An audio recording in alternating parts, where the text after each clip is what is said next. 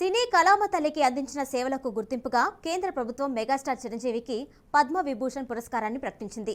దేశంలో రెండో అత్యున్నత పౌర పురస్కారం రావడంతో మెగాస్టార్కు అభినందనలు, శుభాకాంక్షలు వెల్లువెత్తున్నాయి. సినిమా సెలబ్రిటీస్తో పాటు రాజకీయ, క్రీడా ప్రముఖులు చిరంజీవిని కలిసి అభినందనలు తెలుపుతున్నారు.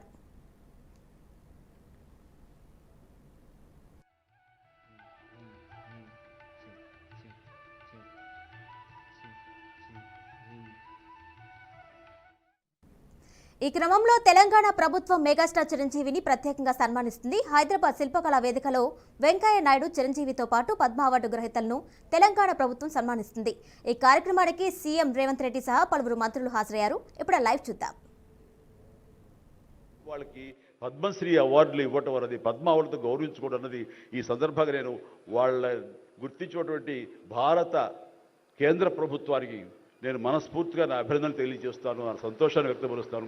దీనికి మరీ ముఖ్యంగా మన ప్రియతమ నరేంద్ర మోడీ గారు ప్రధానమంత్రి, ఆయన దీన్ని గుర్తించి అలాగా ఇవ్వడం జరిగింది. ఇక్కడ ఒక విషయం చెప్పొచ్చో చెప్పకూడదో తెలియదు, కానీ ఒక విషయం చెప్తాను. మధ్యాహ్నం నాకు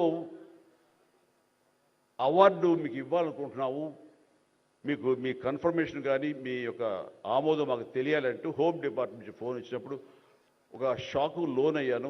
అప్పటికి ముందు నుంచి స్పెక్యులేషన్స్ ఉన్నాయి, కానీ నాకు ఇవన్నీ కూడా వస్తాయి లేవో అనే దాని మీద ఎప్పుడో మీమాంస ఉండేది. నాకు వాళ్ళు చెప్పగానే సంతోషించాను. సో ఈవినింగ్ ఎన్నింటికి వస్తుందని వాళ్ళు 6-7 o'clock వస్తుంటే అప్పటి నుంచి అలా టీవీలు ముందు కూర్చున్నాను.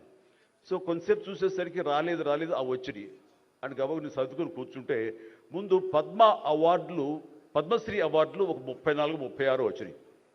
ఆ తర్వాత నెక్స్ట్ మందే కదా అనుకుంటూ అందరూ సర్దుగా రెండు పిల్లలు గొడవ చేయకుండా కూర్చోండి రే ఇష్యూగా నా పేరు వస్తుంది అంటూ కూర్చాను. అరగంట అయింది రాలేదు, గంట అయింది రాలేదు, గంటన్నర అయింది. ఓరి బాబు ఏంటిది, ఏదైనా మళ్ళీ ఏమైనా మారుస్తారా, మనకి వచ్చే అవకాశం లేదని చిన్న మీమాంసలో ఉన్నారు. ఆ తర్వాత వచ్చిందనుకోండి. ఆ తర్వాత ఇదే డౌట్ నేను మన వెంకయ్యనాయుడు గారి ఇంటికి వెళ్ళి నేను ఆయన గౌరవంగా ఆయన సన్మానించుకున్నప్పుడు ఆయన ముందు చెబితే, ఇదంతా కూడా నరేంద్ర మోడీ గారు ఒక ఆలోచన అండి. పద్మశ్రీ అవార్డులు చాలా బడుగు బలహీన వర్గాలకు సంబంధించినటువంటి చిన్న స్థాయి కళాకారులకు వచ్చింది. ఒకేసారి వెంకయ్యనాయుడు గారి పేరు, చిరంజీవి పేరు, పద్మ సుబ్రహ్మణ్యం పేరు, వైజయంతిమాల బాలి పేరు వస్తే కనుక అది సుస్పష్ట, అది ప్రముఖంగా వేసేస్తారు. అలా వేసినప్పుడు వీళ్ళ గురించి ఎవరు చెప్పుకుంటారు? కాబట్టి వీళ్ళ గురించి చెప్పుకోవాలి అంటే గంటన్నర టైం మధ్యలో గ్యాప్ ఇవ్వండి. గంటన్నర వరకు వాళ్ళ గురించి చర్చ జరుగుతుంది. వాళ్ళు ఎవరు అంటారు, ఇక్కడ సమ్మయ్య ఎవరు, ఆచార్య గారు ఎవరు, ఇలా పేర్లని చెప్పుకుంటూ వాళ్ళ గురించి ఆలోచిస్తారు, చర్చించుకుంటారు. వాళ్ళకి గుర్తింపు వస్తుంది. అది రిజిస్టర్ అయిన తర్వాత దెన్ చిరంజీవి వెంకయ్యనాయుడు గారు ఏంటప్పుడు ఇష్టం అన్నారు.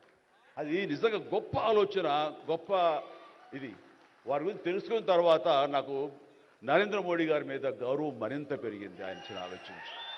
సో ఇలాంటి సన్మానం జరగటం అన్నది నాకు నిజంగా అత్యంత గౌరవంగా భావిస్తాను. నా జన్మ సార్థకమైందని భావిస్తున్నాను. ఎన్నో కార్యక్రమాలు చేశాను. ఇది సినిమాల్లో రాణించిన కూడా సినిమాల్లో ఎంతో ప్రప్రథమ స్థానంలో ఎన్నో సంవత్సరాలు, దశాబ్దాలుగా ఉండటమే కాకుండా ఆర్టిస్ట్కి సామాజిక బాధ్యత, సామాజికటువంటి సేవ చెయ్యాలి. అది నేను అనుకోను కాదు, ఏమీ కాదు, నాకు అనిపించి నా అభిమానులు అందరూ కలిపి వాళ్ళు ఎంతసేపటికి సినిమా థియేటర్లకో, వాల్ పోస్టర్లకో, పాలాభిషేకాలకో, వీటి కొట్టుకోవడాలు, వీటికి ఉండేటటువంటి కల్చర్ని మనం మార్చాలి అనే ఉద్దేశంతో వీళ్ళందరూ శక్తివంతులు. ఇలాంటి శక్తిని అన్గైడెడ్ మిస్సైల్లా ఉండకుండా దీని అన్నింటి ఛానలైజ్ చేస్తే కనుక వీళ్ళ చేత సత్కార్యాలు మనం చేయించుకోవచ్చు అనే భావం నాకు లేట్ 90s వచ్చింది. అందులో భాగంగా ఆ రోజున బ్లడ్ దొరకక ఎంతోమంది మరణిస్తున్నారని తెలిసిన తర్వాత ఇంతమంది ప్రజానీకం ఉండి కేవలం బ్లడ్ అనేది హాస్పిటల్లోనో లేకపోతే ఫార్మస్యూటికల్స్లోనో దొరకదు మనకి. అది మనిషి ఇంకో మనిషికి ఇస్తేనే దొరుకుతుంది. అలాంటిది మనుషుల్లో ఇన్స్పైర్ చేయక వాళ్ళు స్పందింపచేసే విధంగా ఎవరు ముందుకు రాక జరుగుతుంది. కాబట్టి నేను ఎందుకు చేయకూడదు? నా అభిమానులు అనేవాళ్ళు ఎస్ ప్రాణం ఇస్తామంటారు. ప్రాణం వద్దు, రక్తం ఇవ్వండి అంటూ నేను 25 సంవత్సరాల క్రితం ఇక్కడ బ్లడ్ బ్యాంక్ పెట్టిన తర్వాత ఈ ఉత్సాహం ఏమైనా పొంగులాగా ఉండి తర్వాత చల్లబడిపోతుందా అని అనుకున్నాను, కానీ లేదు. ఒక జీవనదిలాగా సాగుతూనే ఉంది. ఈరోజు కూడా మీ అందరి ప్రభావంతో ఎక్కడ మంచి కార్యక్రమం కానీ పుట్టినరోజు కానీ శుభకార్యం చేయాలన్న ప్రతి ఒక్కరు రక్తదానం కోసం ముందుకు వస్తున్నారు, రక్తదానం ఇస్తున్నారు అంటే కనుక దానికి ప్రప్రథమంగా నడుం బిగించింది నేను, నా అభిమానం చెప్పలో గర్వంగా ఉంది నాకు ఈ రోజుకి.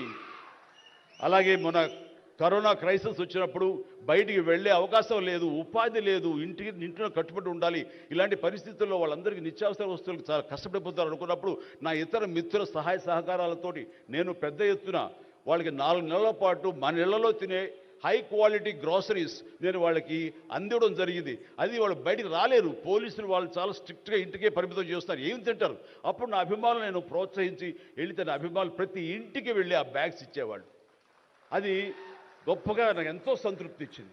అలాగే ఆక్సిజన్ దొరకని పరిస్థితుల్లో, ప్రభుత్వాలు కూడా చేయలేని పరిస్థితుల్లో, హాస్పిటల్స్ అన్నీ కూడా చేతులు తీసిన పరిస్థితుల్లో నేను నా మిత్రుల సహకారంతో నేను స్వయంగా నా అభిమానులతో వారం రోజుల్లో 32 ప్లేసెస్లో ఈరోజు ఆక్సిజన్ అందివ్వడం జరిగింది. అలాగే కాన్సన్ట్రేటర్స్ ఇవ్వడం జరిగింది. ఇవన్నీ కూడా ఏంటంటే చెయ్యాలనే తపనతోటి. బహుశా ఇవన్నీ కూడాను నాకు ఈ రోజున ఈ అర్హత రావడానికి, ఈ అవార్డు రావడానికి నాకు దోహదపడిందేమో అనుకుంటున్నాను. భగవంతుడా ఇంకా నాకు ఈ శక్తి సామర్థ్యాలు ఇవ్వు, ఈ ఆలోచన ఇవ్వు. నేను అవార్డుల కోసం ఎదురు చూడను, అవార్డులు రావాలి కోరుకోను, లేకపోతే చాలు. వాళ్ళ గుండెలు ఉండే ప్రేమ కంటే ఏ అవార్డు పెద్దది కాదు. కాబట్టి ఇలాగా మిగతా జీవితం సినిమాలు చేస్తూనే ఉంటా, డ్యాన్సులు ఆడుతూనే ఉంటా, ఫైట్లు చేస్తూనే ఉంటా, మిమ్మల్ని అలరిస్తూనే ఉంటా.